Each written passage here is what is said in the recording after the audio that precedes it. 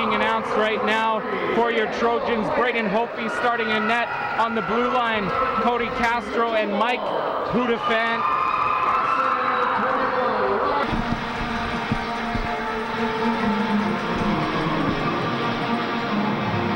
You can feel the electricity in the air right now.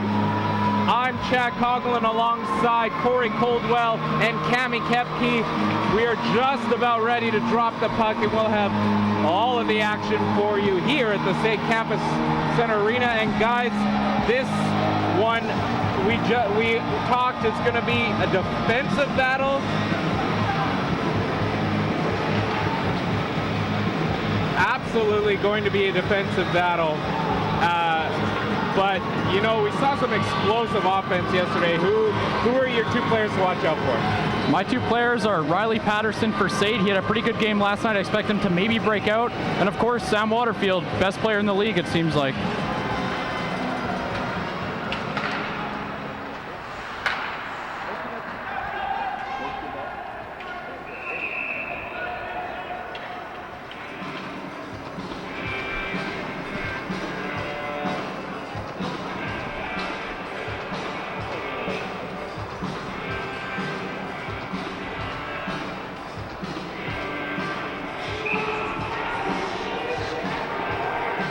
We are underway here at the SAIT Campus Center. Ooks winning that draw, firing it to the right side of Braden Hopey. Trojans now, Pudafant with the puck on his stick, holding on to it, gets that over to Cody Castro, flutters it back to Pudafant. Pudafant going to shoot it all the way up, and that's going to get blocked before it makes it to Ben O'Quinn. Castro getting it up to Board. Board going to carry it up the right side. Boards here, just getting over, and a nice quick shot by Pudafant, but a great save by goaltender Kyle Birch. Great shot from the point, great net presence, a lot of people driving hard to the net, great start. It's going to be an interesting to see if Birch is able to bounce back, and you know, he let in 7 goals last night, but only 10 in the regular season. Yeah, it's quite remarkable. He definitely had an off game, you could say. Very uncharacteristic. Let's see if he can bounce back tonight. Well, he's able to cover that one up. A quick puck strolls to him just after the draw. And we spend so much time focusing on Birch, but hopefully let in 5 goals as well. So both of these goaltenders really going to have to step it up today. Hope he also stopped a penalty shot last night, which was crucial for their win. Another face-off victory by the Ooks. Able to get it up around the far side boards, holding it now behind the net. There's a penalty coming. Birch going to make his way to the bench. Ooks going to regroup here, coming over the line. Trojans struggle to get the puck, and Clay Howe gets it on his stick. And, you know, we talked about it, guys, and already not even 2 minutes into this game, Trojans are heading to the box. That is going to be Matthew Weissensell. Looks like he's going off for hooking. Most of the penalties that the Trojans got last night, and a lot of the ones they've got all regular season, were stick infractions like that. Got to keep your stick down.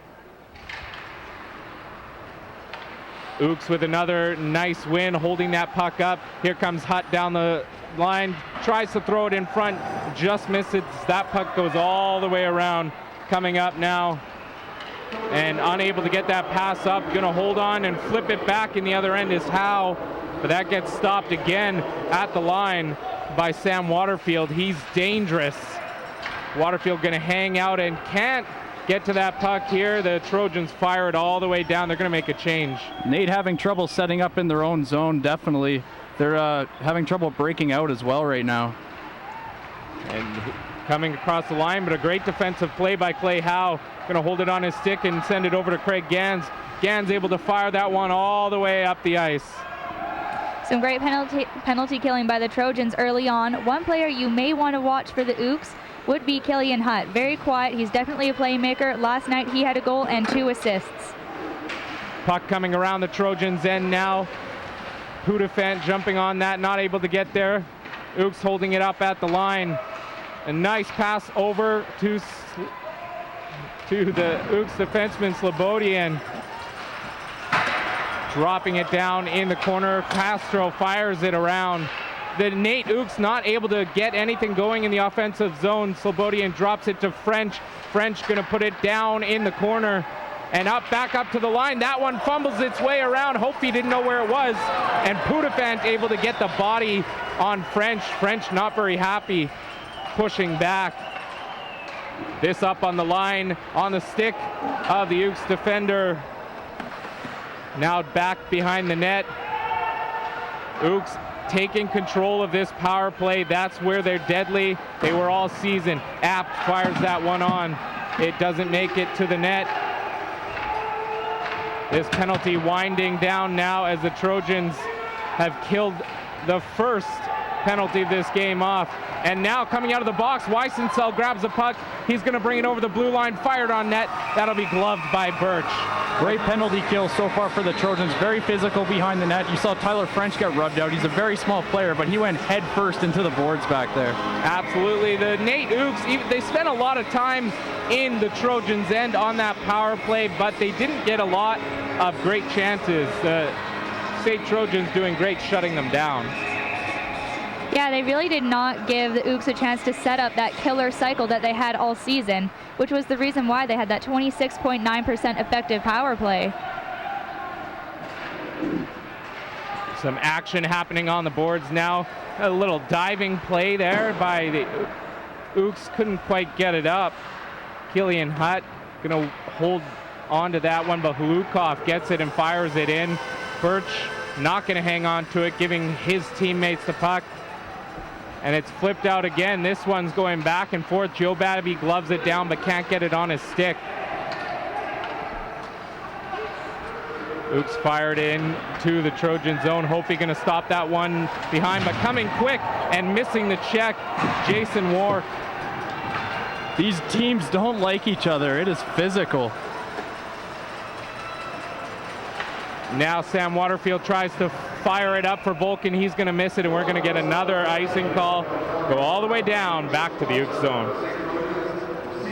Very chippy effort so far in this game. Every player seems to be having a bit of trouble handling the puck, especially coming off the sideboards. The only one who kind of looks comfortable for NAIT right now would be Tyler French.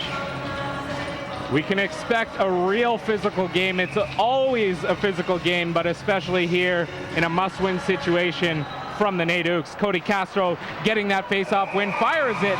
A nice tip in front by Comiskey, but an even better save in the chest by Kyle Birch. SAIT's generating all their offense from the point right now. They're setting it up. They're getting shots through screens. Great way to start. And you can see already Coach Ken Babby not going to keep his guys out there too long today, keeping fresh legs on the ice as much as possible. Another face-off win by the Ooks. Waterfield gets it down around the boards, and now another missed pass. That's some neutral zone errors on both sides here. Both teams missing those passes. Well, in a big game like this, you almost wonder if nerves are getting the better of them right now. Players seem to be out of position. They're not handling the puck well. It's definitely nerves seem to be playing a part. Face-off will be in the Trojans' attacking zone. They win this one. Craig Gans holding it, and he tries to flutter it through, gets stopped. Here come the Ooks. They're going to fire that in the corner. Carthy's going to try and chase it down. Can't quite get there. Gans makes up for his mistake and gets back on the puck. Clay Howe now stopping it, making a nice move. He's got a long reach, but that one's going to be offside. Very close call there on the blue line. Clay Howe very smooth with his puck handling. Makes it seem so easy. Well, he almost looks like another forward out there, skating up with his head up, deked out 3 players, and was offside by maybe half a foot. The referees on both teams in a heartbeat there when rough stuff started happening in the corner. They're going to be very disciplined in this game for sure. Don't know what the holdup is here. Yeah, we're just waiting for the face-off here. No call on the play. Patterson versus Feldnermeyer. Sorry, Chad. That was a win. It went to the Trojan side, but snuck in there for the Ooks and passed it right back. now on the stick of Richard Sabourin. Sabourin going to toss it up. Grabbing it is Scott Fellnermeyer. Fellnermeyer with a nice quick shot on a bad angle, but Braden Hopey sharp on that one. Great job closing up the 5-hole there. That was shot from about 2 feet out. And definitely we talk about these goalies having to step up. What do you think Coach Babby said to Hopey before the game? I don't think he really said much. I thought Hopey, although he let him 5 goals last night, he had the TSN turning point, you could say, with his penalty shot effort there in the second period last night. A great shot fired just wide by Sabourin. Down low now, Fellnermeyer. Fellnermeyer tries to flutter around the backhand. Now a nasty hit. There's going to be a penalty on that one coming to Jordan Wood. That's definitely a hit from behind. And the referee was standing right there, going to call a play like that all day, every day. Oh, definitely. And Jordan Wood's more of a player known for his offense. I didn't really know he could hit like that, especially from behind. That was kind of dirty. Well, if you dislike a team enough, you can make anything happen. Great point. And the Trojans power play last night doing a great job. Struggled a bit in the last little bit of the season, but what absolutely an important time for the Trojans right now. Well, their first power play last night did look a little bit lost. Looked like they were kind of trying to find their feet, but towards the end of the game, it really started coming together, and they were really getting the quality shots. That puck comes all the way down off the faceoff. Braden Hopey going to stop it and get the breakout for his team. Here comes Ben O'Quinn. He was on fire last night. Let's see what he does. Can't quite get it in. Mitchell Board tossing it up to Halukov. Halukov down to Board. They're going to set up this zone coverage. Board down, up, back up to Halukov. Gives it over to Corey Tyrell. Tyrell back to Halukov. Now we're holding it. Ben O'Quinn going to give it down to Board. They're looking for that perfect shot. They're all over the Ooks right now. Behind the net, Mitchell Board. Mitchell Board just loses the puck.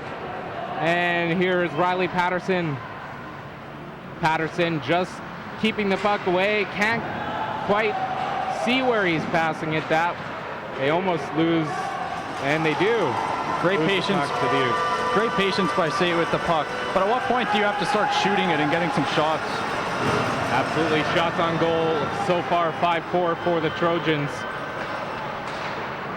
Watt now up the close side boards. Gets rocked a little, and that puck again going to be sent down. But getting on it quick is Gans.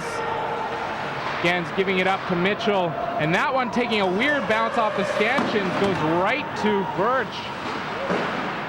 Behind the net, Comiskey gets bumped just a little bit. That pass is too wide for Gans. He can't get there. Tossing it behind the net for Cameron.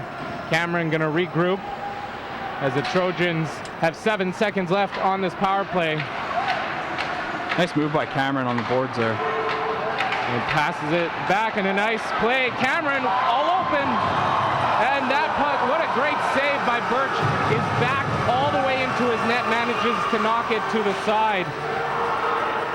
Showing some hands there, deking out a player and getting right in close. Almost stuffed that one in. The defenseman had no chance, but Kyle Birch had Cameron's number. Here is Brendan Forbes, another player who had a great game yesterday. Just tossing that in, Lazowski, and he's going to go off for the change for the Ooks. But in there quick is Kevin Carthy. Kevin Carthy putting the Jets on right now for the Ooks. They're holding it in the Trojan zone. Hope he can't hold on to it. That puck is loose.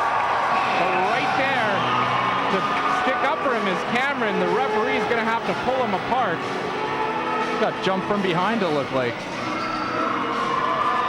Trevor Cameron sticking up for his goaltender, Mike Pudafant. Pardon me. Very scrappy game so far. Looks like Nate's getting a penalty. Oh, they're both going off. I think it'll be coincidentals here. Both penalty box doors are open. And that's a little more of the bad blood from earlier this season. You see, actually in the 7-0 blowout loss to NAIT, Brad Drobot and JD Watt were tossed from the game for fighting. And definitely not surprising to hear Brad Drobot's name and fighting in the same sentence. Oh, he's kind of the player you want in a game like this. He's very hard on the forecheck, and you're playing on home ice, and he's a fan favorite, so that's very important too. Right now, team captains just getting the information from the referees, asking what's going on. I think it's pretty run-of-the-mill. Referees right now telling them, yeah, you can't really scramble in front of the net like that. No, the referees are definitely making their presence known. They let them play a little bit along the boards and stuff, but in front of the net like that, he basically got tackled from behind, so they have to draw the line somewhere. There's a lot of red in the crowd today. The SAIT Camas Center absolutely packed. Energy in here is huge. Players still chirping each other in the box there. Watch and see something happening when these two penalties expire. Riley Patterson lining up to take the draw in the offensive zone.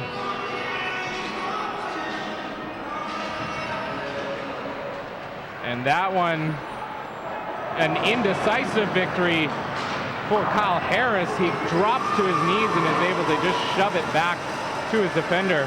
Braden Hopey stopping that one behind his net. Trojans going to break out of their own zone. Puck coming up on the far side boards for Tyrell. Tyrell just turns back, missing the offside, and now a 2-on-1 shot for the Utes.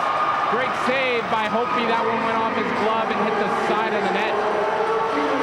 Quick wrist shot, short side there. Yes. Going to fire it all the way down. JD Watt coming up, trying to avoid, and gets the puck taken away from him. Jordan Wood, nice play there. Can't hang on to it. It comes back to Gans. They're putting the pressure on the Trojans in their own end now. Ben O'Quinn over to Gans. He's going to flip it in all the way behind the net. Chasing after that, Sam Mitchell. Cameron unable to keep it in on the close side boards. Right now there's 2 defenders for NAIT on every 1 Trojan, even though they're shorthanded. So he needs to move the puck around a bit. It's definitely not looking like a power play. The Oops just kicked up into a whole nother gear there. Definitely speed, a huge factor in this game, and we're seeing it from the Oops right now. They're coming a 3-on-2 opportunity on the penalty kill. SAIT Trojans have to regroup here with 16 seconds left in this power play. Trying to get it up to JD Watt. Cameron drops it back for Gans, waiting for his teammates to get out of the zone, but not quite. They're going to get an offside call with only 6 seconds left in this power play. Not a very impressive showing by the Trojans. Well, it's time for the Trojans to lose the jitters. You could just see Coach Babby on the bench there telling the boys to calm down. And you know, advice like that means something when it's coming from the most winningest coach of all time in the ACAC.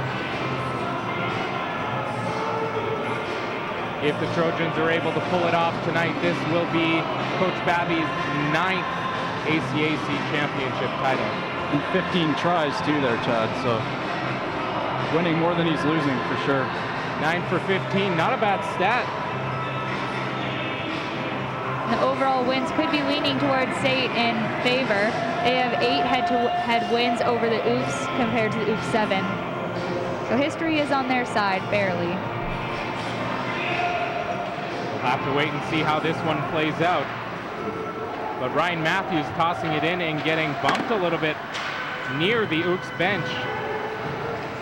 Johnson passing it over and firing it in is Jordan Apt.